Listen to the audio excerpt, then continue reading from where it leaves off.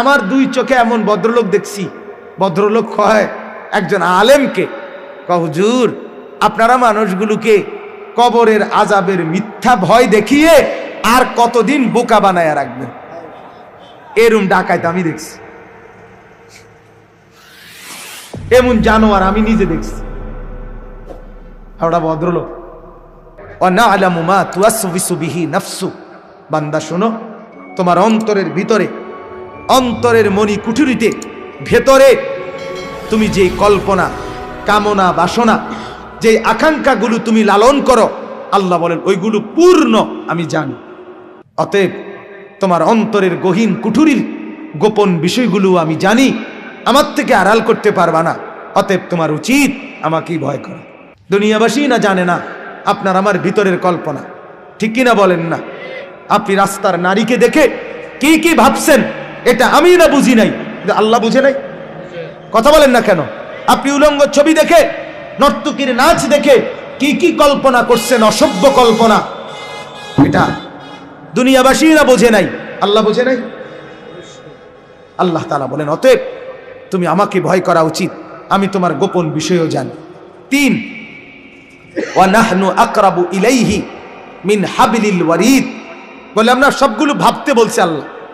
3 number, আল্লাহ তাআলা বলেন রক্তের সারা দেহে যেই শিরা উপশিরা, এটা যেমন তোমার দেহের সাথে মিশে আছে, অস্তিত্বের সাথে মিশে আছে, সারাক্ষণ তোমার দেহে আছে। আল্লাহ তাআলা বলেন আমি রব্বুল আলামিন তোমার সারা দেহের প্রবাহমান শিরা উপশিরা, রক্তের শিরা উপশিরা সবগুলো চাইতেও সারাক্ষণ আমি তোমার তার চাইতে বেশি কাছে থাকি, কাছে আছি। অতএব তোমার উচিত আমাকেই ভয় কর। আমি আড়াল হই না, আমি ঘুম যাই না, আমি বিশ্রাম করি না, আমার কাছে রাত 2টা দিনের 2টা বরাবর। নওজোয়ান, রাত 2টায় তুমি ডানে বামে তাকিয়ে দেখছো মা ঘুমায় গেছে, বাবা ঘুমায় গেছে, পাড়াপড়শি ঘুমায় গেছে, কেউ জেগে নাই, তুমি একা উলঙ্গ ছবি দেখছ, নর্তকীর নাচ দেখতেছ, জিনা ব্যভিচারের দৃশ্য দেখতেছ, আরেক মেয়ের সাথে অবৈধ প্রেমের আলাপ করছো, ভাবছো কেউ দেখে না, তুমি একা। আরশে আজিম থেকে রব্বুল আলামিন বলে আনিস আমি জেগে আছি, আমি ঘুমাই নাই, আমি ঘুম যাইও না। আয় আমার বান্দা, আমাকে সামনে রেখে এত বড় গুনাহ কেমনে করবে? আমার কাছে কি তুমি আসবা না? আমার কাছে কি হিসাব দিতে হবে না? বান্দা তুমি কি মরবা না? তুমি এতটাই ভুলে গেলা? এরপরে আল্লাহ তাআলা বলেন 4 নাম্বার, ইয ইয়াতালাক্কাল মুতালাক্কিয়ানি আনিল ইয়ামিনি ওয়া আনিশ শিমালি কাঈদ, বান্দা এরপরে ভাবো তো, জানো তোমার ডান কাঁধে বাম কাঁধে 24 ঘন্টা আমার 2জন ফেরেশতা বসা আছে, তারা তোমার জিন্দেগি রেকর্ড করছে। অতএব তুমি আমার থেকে আড়াল হবা কিভাবে? তোমার উচিত আমাকেই ভয় করা। মানে এই কয়টা হলো? 4টা। 1, আমি তোমাকে বানিয়েছি, উচিত আমাকে ভয় করা। আমি তোমার অন্তরের ভিতরের গোপন বিষয়গুলোও জানি, তোমার উচিত আমাকে ভয় করা। আমি তোমার 24 ঘন্টা তোমার দেহের অস্তিত্বের চাইতেও কাছে থাকি, তোমার উচিত আমাকেই ভয় করা। আমি আল্লাহ তোমার ডানে বামে 2জন ফেরেশতা 24 ঘন্টা রেখেছি, তোমার উচিত আমাকে ভয় করা। 5, মা ইয়ালফিজু মিন কাউলিন ইল্লা লাদাইহি রাকিবুন আতীদ, আল্লাহ বলে বান্দা তুমি এই জবান দিয়ে যখন যেই শব্দ আচরণ উচ্চারণ করো, একটা শব্দ বের করো, একটা আওয়াজ, আল্লাহ বলেন ওইটাও আমি আলাদা ফেরেশতাকে দিয়ে তৎপর আমার চৌকস ফেরেশতাকে দিয়ে আমি আলাদাভাবে 24 ঘন্টা সংরক্ষণ করছি।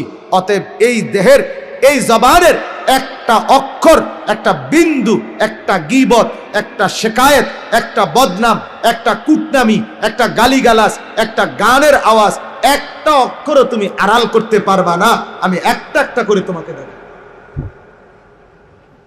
অতএব তোমার উচিত আমাকে ভয় করা, আমাকে ভয় করা। এরপর আল্লাহ বলেন 5 গেল 6, আল্লাহ তাআলা বলেন ওয়াজাআত সাকরাতুল মাউত বিল হক, আমার বান্দা এরপরে তুমি শোনো, তুমি যেখানেই যাও, ঘুরতে ঘুরতে, হাঁটতে হাঁটতে, ভ্রমণ করতে করতে, লুকাইতে লুকাইতে, পলাইতে পলাইতে, মৃত্যুর থেকে বাঁচতে বাঁচতে যত দূরেই যাও না কেন, অচিরেই নিশ্চিত শুনে নাও, মৃত্যুর যন্ত্রণা তোমার কাছে আসবেই আসবে নিশ্চিত। যালিকা মা কুনতা মিনহু তাহিদ, যেই মৃত্যু থেকে তুমি পলায়ন করতা, সেই মৃত্যু সত্যি সত্যি তোমার কাছে আসবেই আসবে। আজ না হয় কাল, এখানে না হয় সেখানে, রাতে না হয় দিনে, সকালে না হয় দুপুরে, হাসতে হাসতে কিংবা কাঁদতে কাঁদতে, উঠতে উঠতে কিংবা বসতে বসতে, কোনো এক সেকেন্ডে কোনো এক মিনিটে মৃত্যুর যন্ত্রণা শুরু হবে। মরতে তোমাকে হবেই, আসতে তোমাকে হবেই, ফিরতে তোমাকে হবেই, আমার কাছে তোমাকে বুঝ দিতেই হবে, আমার সামনে তোমাকে দাঁড়াইতেই হবে। অতএব তোমার উচিত আমাকে ভয় করা। এরপরে আল্লাহ বলেন, কয়টা হইল? ছয়টা হয়েছে, ছয়টা। এক, আমি তোমাকে বানিয়েছি। দুই, তোমার অন্তরের গোপন বিষয় আমি জানি। তিন, আমি তোমার কাছেই আছি। চার, তোমার ডানে বামে দুইজন ফেরেশতা আছে। হ্যাঁ, পাঁচ, তোমার জবানের প্রত্যেকটা অক্ষর সেটা হবে ভীষণ ভয়ের দিন, ভীতির দিন, ভয়ঙ্কর দিন। সেই দিন তোমাকে আমার সামনে উপস্থিত হতে হবে, ওইটাকে তোমার ভয় করা উচিত। আমাকে তো আল্লাহর সামনে যেতে হবে, আমাকে তো আখেরাতে দাঁড়াইতেই হবে, আমাকে তো হাসরের মাঠে যেতেই হবে। অতএব বান্দা উচিত, আর কাউকে ফাঁকি দিলে দিতে পারো, আর কারোর থেকে আড়াল হলে হতে পারো, আমার থেকে পারবা না। ঠিক কিনা বলেন? আপনি বলেন, বাপ এতগুলো কথা বলার পর মালিক আর কেমনে বললে আপনি আল্লাহকে মানতেন? আপনি বলেন ভাই, একজন হইলে একজন নতুন করে ভাবেন, আর কেমনে বললে, আর কতভাবে বললে আপনি আল্লাহকে চিনতেন, নামাজ পড়তেন, হালাল খাইতেন? কোন এই যে কয়েকজন যুবক ভাই, কয়েকজন এখানে দাঁড়াইছেন, কয়েকজন এখানে বসছেন, ভাই আমি আপনাদেরকে হৃদয়ের সবটুকু দরদ দিয়ে, আমার বাপ, আমার ভাই, আমার বন্ধু, পর্দার আড়ালের আমার মা, আমার বোন, সবাইকে বলছি, দয়া করে আল্লাহর ওয়াস্তে, আল্লাহর ওয়াস্তে আপনি আরেকবার ভাবেন, আবার ভাবেন। আল্লাহ আমাদেরকে বানিয়েছে, আমার অন্তরের গোপন বিষয় আল্লাহ জানে। আল্লাহ আমার কাছেই আছে, আমার ডান কাঁধে বাম কাঁধে দুইজন ফেরেশতা আছে, আমার মুখের উচ্চারণ রেকর্ড হচ্ছে, আমার মৃত্যু নিশ্চিত হবে, আমাকে নিশ্চিত হাসরের মাঠে দাঁড়াইতেই হবে। এতগুলো কথা শুনবার পর আমার কি উচিত আল্লাহর ইবাদত না করা? কথা বলেন না কেন? অতএব ইনশাআল্লাহ মাহফিলটাকে, ওয়াজটাকে বাপ শুধুই কেবল আসা যাওয়ার রসুম বানাবেন না, বরং জিন্দেগি বদলানোর জন্য একটু হলেও সিদ্ধান্ত নেন, একটু হলেও পরিবর্তনের মানসিকতা নেন। আমি অনুরোধ করছি, এক তালে জিন্দেগি কাটাইয়েন না। বিড়ি ফালাইয়া ওয়াজে ঢুকছেন, আবার বাইরেইয়া বিড়ি ধরাইলেন, জিন্দেগি এরকম বানাইয়েন না। টেলিভিশন চাইয়া এরপরে আইলেন, আবার গিয়ে আবার টেলিভিশন খুললেন, জিন্দেগি এমন বানায়েন না বাপ। গতকালকেও এক ওয়াক্ত নামাজ পড়লেন না, আজও সেই পড়লেন না, এমন হইেন না বাপ। প্রতিদিন ফজরের নামাজ কখনোই পড়েন না, পড়তে মনেই চায় না, ইচ্ছাও জাগে না। আহা বাপ, একটা শক্ত কথা বলি, লাগাতার যখন কারো গুনাহ লাগাতার চলতে থাকে, ওইটা প্রমাণ করে আল্লাহ তাকে ভুলে গেছে, ওইটা প্রমাণ করে আল্লাহ তার নিজেকেই নিজে তাকেই তার থেকে ভুলায় দিছে। এটা তাফসীর। ওয়ালা তাকুনু কাল্লাযীনা নাসুল্লাহা ফাআনসাহুম আনফুসাহুম। আল্লাহ বলে, বান্দা আমাকে দীর্ঘ সময় ভুলে থেকো না। দীর্ঘ সময় ভুলে থাকলে একদিন আমি আল্লাহ তোমার নিজেকেই তোমার থেকে ভুলায় দেব। সেদিন তোমার মনে থাকবে না তুমি মানুষ, তোমার মনে থাকবে না তুমি মুসলমান, তোমার আর কোনোদিন মনে হবে না তুমি মরবা। আখেরাত, কিয়ামত, হাসরের মাঠ, কবর, মিজান, ফুলসেরাত কিছুই আর মনে থাকবে না। কি মনে হবে? আল্লাহ কোরআনে বলছে, মা হিয়া ইল্লা হায়াতুনা দুনিয়া। মনে হবে এই যে জীবন কেবল দুনিয়ারটাই, এখানেই মরছি, এখানেই বাঁচবো, এখানেই হাসবো, এখানেই কাঁদবো, এখানেই ফুর্তি করব, যা করব এখানেই। নাফরমান এটাই ভাবে। নগদ যা পাও হাত পেতে নাও, বাকির খাতায় শূন্য থাক। এই গানের অর্থ কিন্তু দোকানের হিসাব না, এই গানের অর্থ হইল নাস্তিকতার হিসাব। অর্থাৎ নগদ যা দুনিয়াতে পাচ্ছ, ভালো মন্দ, হালাল হারাম, বৈধ অবৈধ, বেড়া বেড়ি, পুরুষ নারী, জিনা ব্যভিচার, মদ জুয়া, ফেন্সিডিল বাবা, গাঁজা ফুট্টা, যা পাও সব ভোগ করো। বাকির খাতা আখেরাতের খাতা, আখেরাতের খাতা পরকালের খাতা খালি থাক। বাকি বুকি চিন্তা করো না, এটি হুজুররা কয়, মাইতো নাই তা।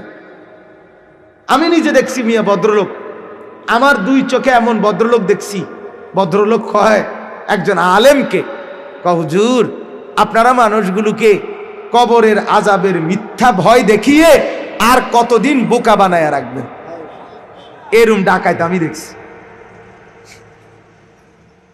এমন জানোয়ার আমি নিজে দেখছি।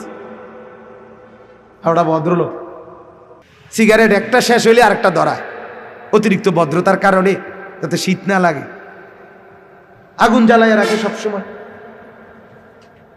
নাউযুবিল্লাহ, নাউযুবিল্লাহ।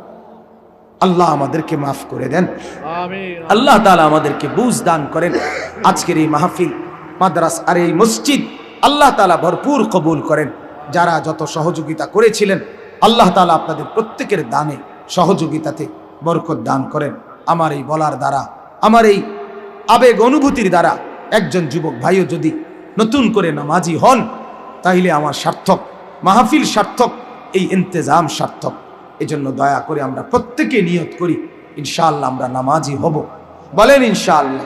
আমরা আল্লাহকে রাজি করব, আল্লাহকে নারাজ করব না। আল্লাহ তাআলা কোরআনে বলছে, বান্দা আমি যদি পথ হারায় দেই, আমি যদি গোমরা করে দেই, কেউ তোমাকে